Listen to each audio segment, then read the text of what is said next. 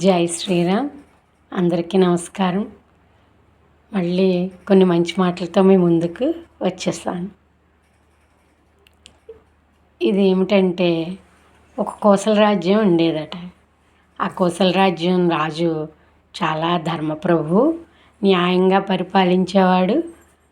అతని రాజ్యసభలో ఉండే మంత్రులు కూడా చాలా సమయస్ఫూర్తితో తెలివితేటలతో ఉండేవారని పేరు పొందారు.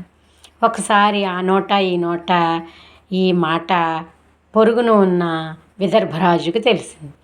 ఆ విదర్భరాజు అనుకున్నాడు, ఇదేమిటి, నా కొలువులో ఉన్న వారికంటే సమయస్ఫూర్తి తెలివైన వారా వాళ్ళు అని అతనికి ఒక ఆలోచన వచ్చింది. ఏమనంటే, నేను వాళ్ళని పరీక్షిస్తాను, ఒకవేళ వారు పరీక్షలో నెగ్గితే సరే, లేకపోతే వారి మీదకి నేను యుద్ధానికి వెళ్తాను అనుకున్నాడు. ఎందుకంటే ఈ విదర్భరాజు దగ్గర ఆ కోసలరాజు కంటే ఎక్కువ సైన్యం, అలాగే ఏనుగు బలం, గుర్రాల బలం అన్నీ ఎక్కువే అన్నమాట. అందుకని అతను కొంతమంది వేగుల ద్వారా, అంటే ఇప్పటి సీక్రెట్ ఏజెంట్స్ అన్నమాట, గూఢచారుల ద్వారా కోసలరాజుకు ఒక కబురు పంపాడు.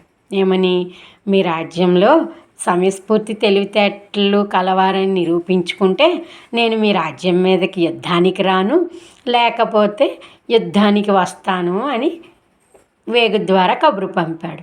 అది చదివి ఈ కోసలరాజు తన మంత్రులను సమావేశపరిచి ఇది తెలియపరిచాడు. అది విన్న ఒక మంత్రి, తెలివితేటలు అవి ఉన్న మంత్రి, రాజా అయితే ఒక పని చేయండి, ఆ విదర్భరాజుని ఒక నెల గడువు కోరండి, ఈ లోపల మనం వాళ్ళు నిరూపించుకోలేకపోతే అప్పుడు యుద్ధానికి రమ్మనండి అని చెప్పాడట.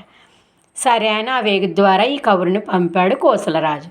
అది విని విదర్భరాజు అన్నాడు, సరే అయితే నెల రోజుల గడువు ఇస్తాను, ఈలోగా నిరూపించుకోండి అని చెప్పి పంపాడు.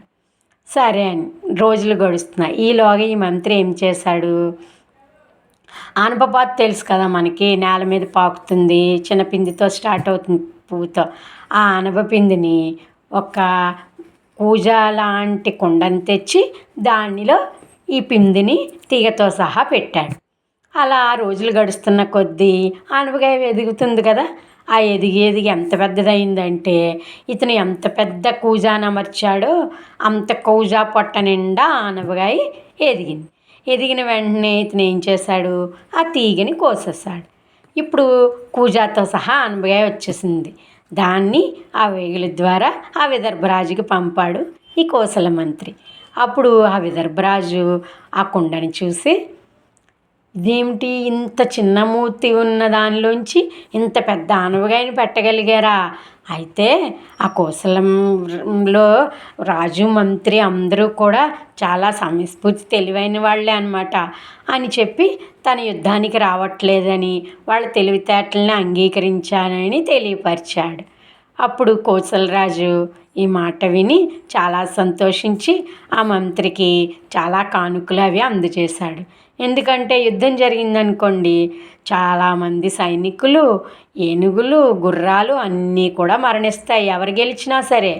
ఈలోగా అన్నీ చనిపోతాయి కదా ఎంతో కొంత, అవన్నీ కాకుండా కాపాడగలిగాము అని చెప్పి చాలా సంతోషించారు.